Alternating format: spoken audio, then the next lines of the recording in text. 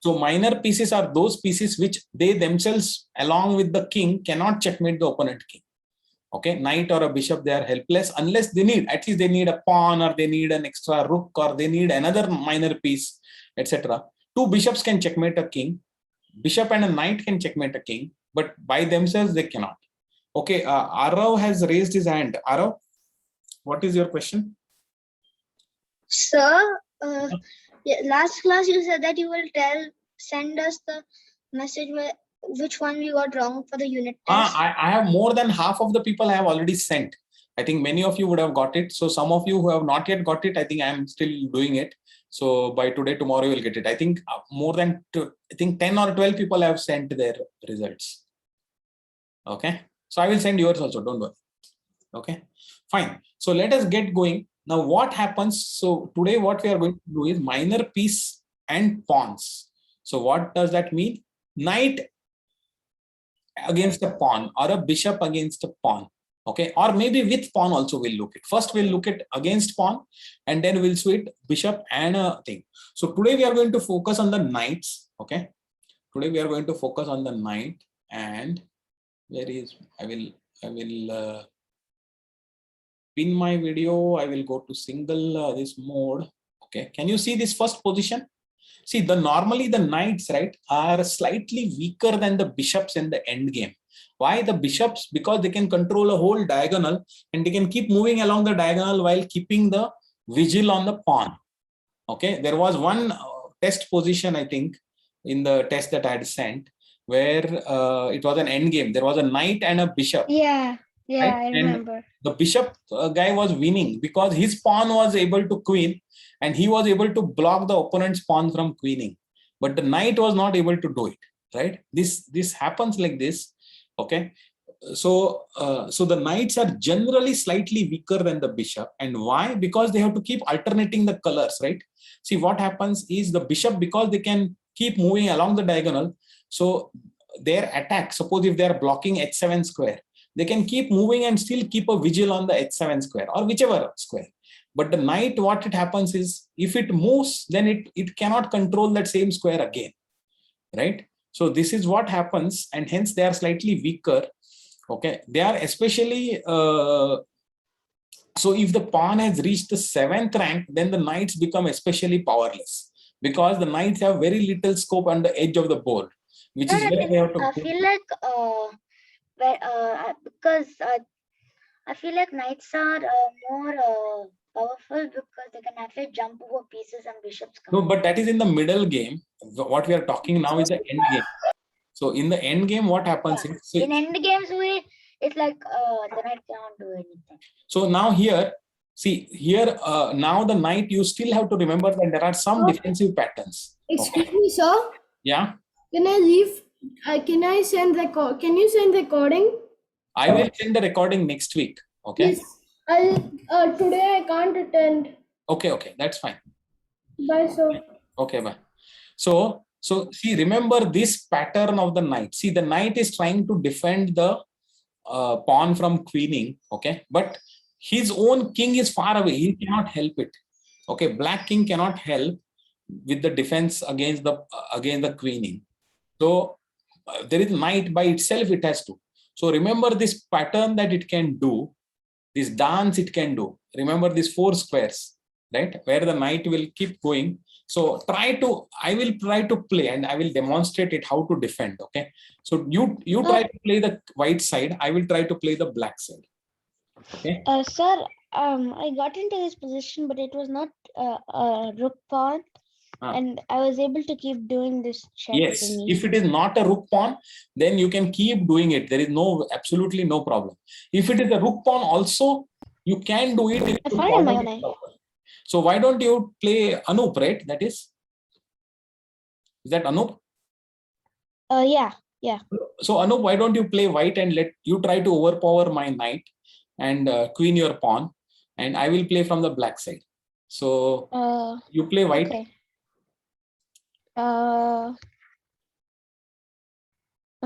King to G6. Yeah, king to G6, right? So that is the natural thing that you will want to do. So now where should I move the knight? F8.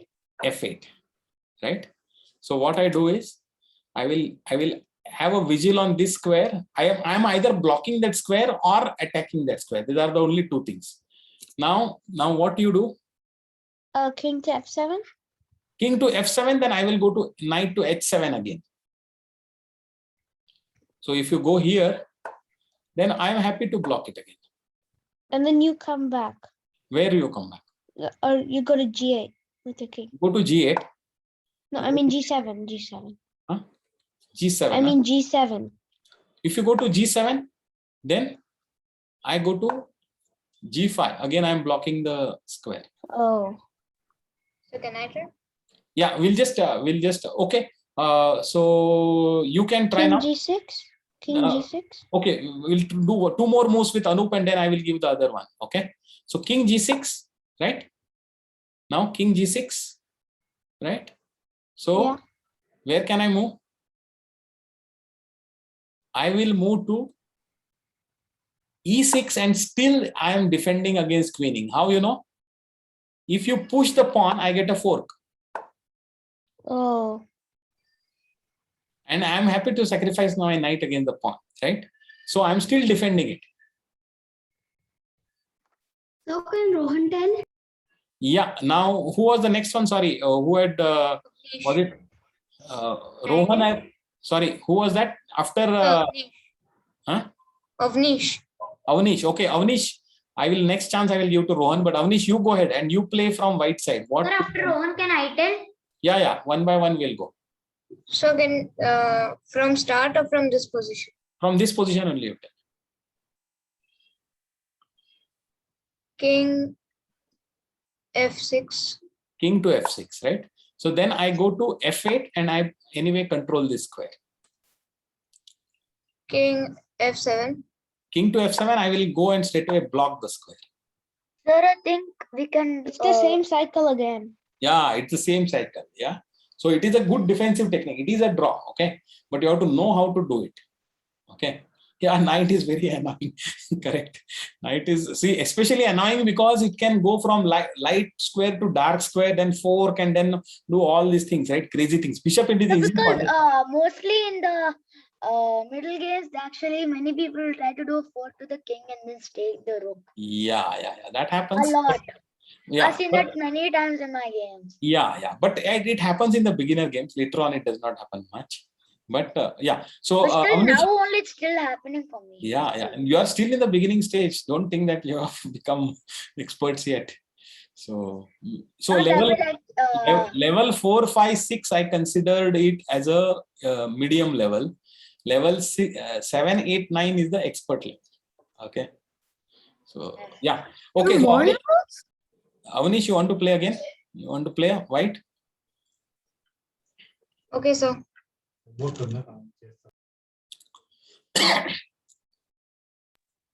Or I will move to Rohan. so king King to G7. G7, right? Knight to G5. King to G6. King to G6, knight to E6. See, key thing you have to remember in all this position, this is his. At one point, you will have to, you think that the pawn can advance, but actually it cannot, because if you advance, then I get a fork. Knight to F. King H7. King to H7, no problem. I will come to G5 again. Check. What about king to F5? King to F5. King to F5. Right? Knight to F8. I'm controlling the vigil on the F7 square. Sorry, H7 square anyway. So, okay. So we will start. Rohan, you want to start from here or you want to begin from the beginning? I think I can do it from the beginning. Okay. So let us go back to the beginning. Okay, this is the thing. Yes, What is sir. your move? What is your move? Now I think the move is G6, King G6. King G6, then we said knight to F8 check. Then King G7. Just 1 second.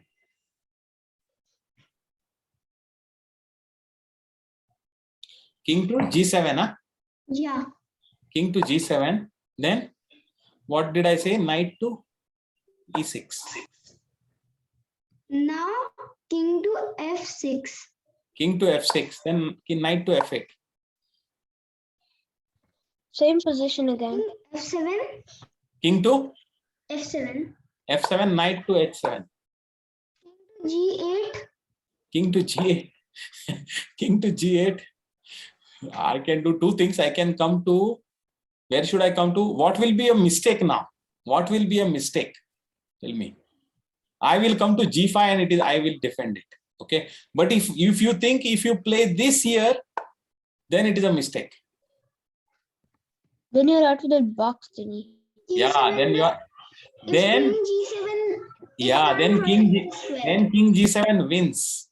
Okay, now you are not in that same box that I had created. Okay, so now you will be gone. So that's why I will be careful here. I will play knight to G5.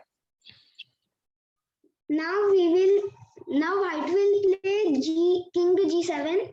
King to G7. Fine. Then I'll continuing my box. Knight to E6.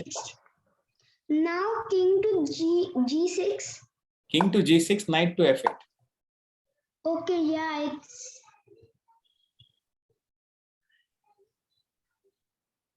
So you saw, it's a very, very important end game. Okay.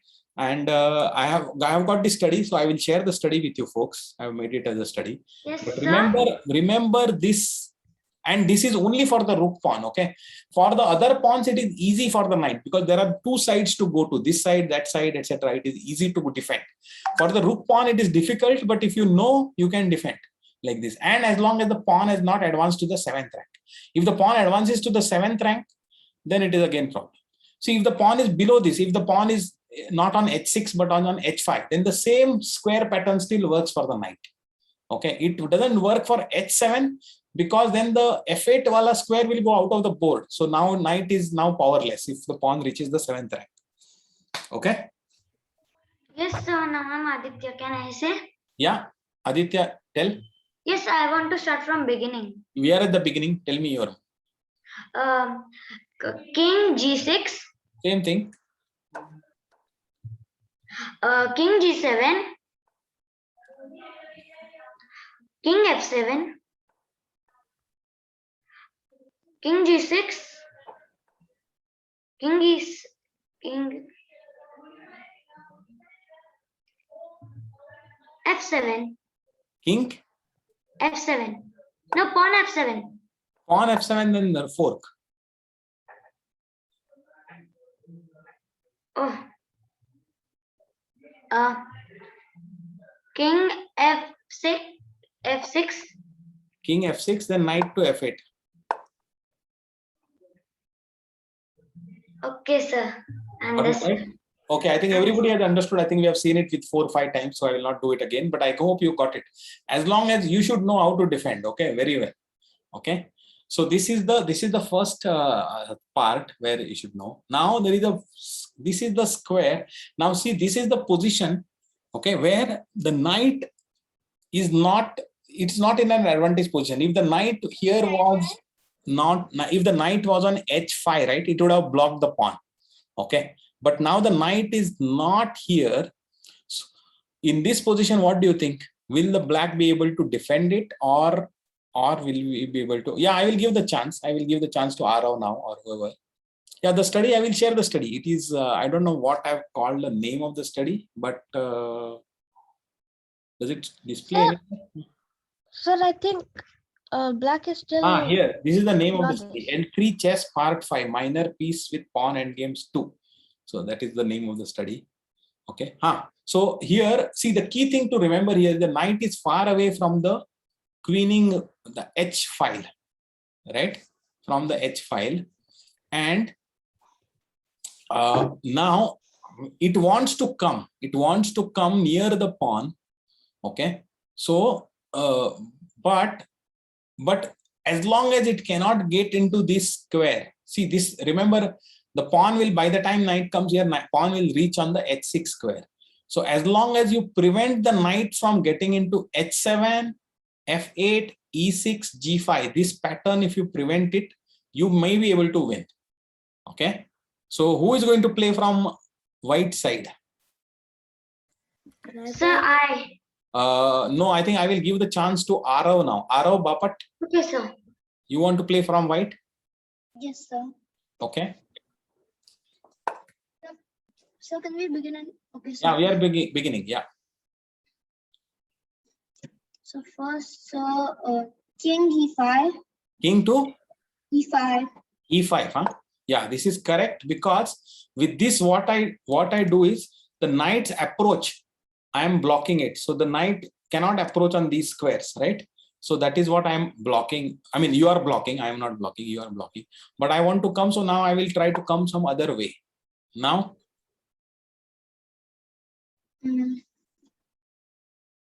So Now just keep pushing. Now keep push. No, let Arav, you tell. h5. H5. H5. Now see, because your king is here, I cannot come to these squares, especially F6, I cannot come. So I am forced to go to, there is only one square that I can go to. I can go to G7. H6. H6. And it is a game is finished now. H7. Now there is game is finished. Now I cannot do anything. Right? I cannot come to F5 also. Right? So, and you are going to land in here. So there is absolutely no way now I can prevent it. Very simple. Gone, right? You saw? So if but if you don't play king to E5, then it is very likely that the knight will land and get into the blocking squares. Okay, so you have to remember. And many times in this king versus knight kind of end games, right? Remember that this pattern. See, king coming to E5, the knight will take 4 moves to attack the king. Knight cannot attack the king in 1 move, 2 moves, 3 moves also. First of all, because they are in the same colored square and there are 2 things apart, which means that the knight will take 4 moves to attack the king. So those kind of moves are what are especially helpful for the king to prevent the knight from coming. Okay. So again, you are blocking this. You are blocking these 2 squares again, right? So that is very important. So you got it. So I think we will think. So we will go to the next position. Okay. So there is a concept called as Karpov distance. Okay. And what does Karpov distance mean? Is that in the straight line, not diagonal. See, diagonal where we saw last move, there were, if the king is away from the knight diagonally with on the same colored square, but 2 squares apart, then it is also a very advantageous position for the king. And when you are not diagonally, but when you are in straight line, there should be 2 squares in between. Okay. And that is called as a Karpov distance, because Karpov used this technique a lot in the endgame. Obviously not in simple endgames. These simple endgames, even the 19th century masters knew. But Karpov used this in some more complicated endgames where the theme was this. Okay, so this is called as a Karpov distance now. The point being, there are 2 squares between the this one. Now, the knight cannot come to F6 or F4. Okay, and even if it goes to E7, then also the king is in such position that G6 and F5 are also not possible for the knight to come next move also. So there are 4 squares that the king takes away from the knight from approaching the pawn. Are you getting it? Are you getting it? The king, by moving here, see, not only does it prevent the red colored circles, which are F6 and F4, immediate next moves, but even after the knight moves to E7, the next move also white prevents him from coming near the pawn. Okay, so that is called as the Karpov distance. And see how it wins now. Now black goes, so black has no business now going to E7. It's not going to help because pawn is going to, if you go knight to E7, pawn will simply run down. And there is no way. If you go here, still runs down and it's gone, finished. Now there is no way you can defend it, right? So this being the thing, So this is the Karpov distance. And so the knight has to go to some other square, and then it goes to, let us say, C7. Okay, now you play king to F5 again. You don't push the pawn again. Okay, you don't yet push the pawn. Okay, because what happens if you push the pawn? Can you see why it's a draw if you push the pawn? If you push the pawn, the knight gets into that pattern that I said. He gets to E6, and after E6, F8, H7, G5, E6, F8, H7, G5. It's a rook pawn. So this is a draw. You push the pawn and you threw away the win. So we need to put the king on a square where it won't get check, and it will also block that. So you move to a square which is a light opposite color square from the knight, and the knight right now is not checking. It is, you are preventing him from coming to that pattern. Remember, H7, F8, E6 and G5. That pattern you are preventing him from coming. Plus, it cannot check you on the next move. So the knight, no matter what even if you play this now it is not going to help, because now you can push it, and now it is too late for. And the knight now here, this is not the defensive grid. E7 is not a defensive grid. Right? Now you are very happy to move here. See, remember again, diagonally 2 squares away. Knight attacks it, no problem. Pawn pushes forward. That's it, finished. Right? So these are all technical concepts, but you have to understand it. Karpov distance, this kind of a position also, and preventing this from coming to the grid. This move was a very key move here. Preventing the knight from coming to the defensive grid. Right? And once the knight comes to the defensive grid, it is impossible to win. Right? For the rook pawn. I mean, other pawns anyway the knight can defend. So I hope you got the idea now. Okay. All right. Now we are going to see some more fun examples. Yeah. What do you think of this position? White has got a knight and a king, and black has got a king and a pawn. White Whose mate. turn is it? Anup thinks white mates. So whose turn is it? Whose turn it is? It is white's turn.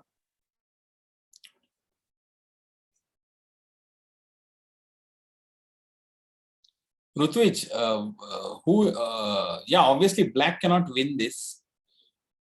So Aniruddha thinks it's a draw. Anup thinks it's a mate. But do you know how to win it? So let us see. Anup, why don't you go and play for white? Okay. So after Anup, can I play? Yes. Sir, after Aditya, can I do? Yeah, we'll see. We'll see. After Aditya, can I play? Wait. See, everything will not do 4 times, okay? Because we don't have that much time. We will see. I think I will just randomly pick up some new person I will pick up after Anup. Okay. Okay, Anup, why don't you go ahead? King F1, because King F1. after King H1, then it's opposition for you. Yeah. King, and now black king has no option other than H1. Now what do you play? You play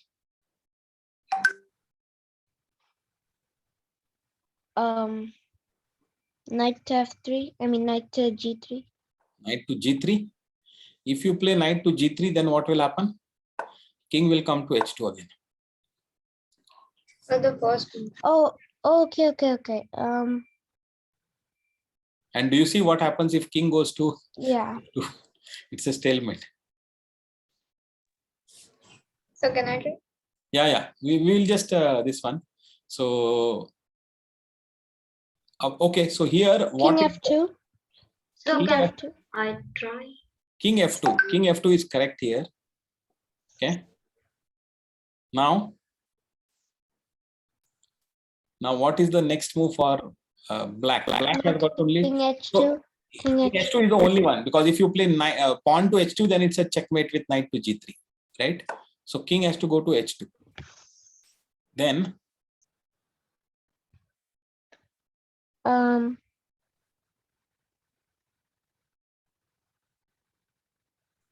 is it knight G1? Knight to D. Knight to d4 is correct here. It is like very, it's not a, you have to just see this, you have to study it and you have to understand it. Okay, knight to d4. What is the idea? Black is now forced to move to king to h1, right? Oh, then you Now- go knight E2. Knight E2. Knight e2 or knight f5. You go to knight f5. Okay. Now, you king cannot come to pawn. You cannot push it again, because if you push the pawn, then what happens is you are going to go to knight to g3 and checkmate. So king has to come up again. Okay. King has to come up again. Now, what do? That is the key thing. Now you come to e3. Okay. This is a very key move. Okay, these square things. Now, black king has to go to h1. Now, I can say after this moves. yeah, tell. Knight F1. After Yeah. the king is forced, means a pawn is forced to move, no option. Afterwards, G3 is a mate. Correct. Right? See, this was a clever set of moves from here. See, from you were on e2.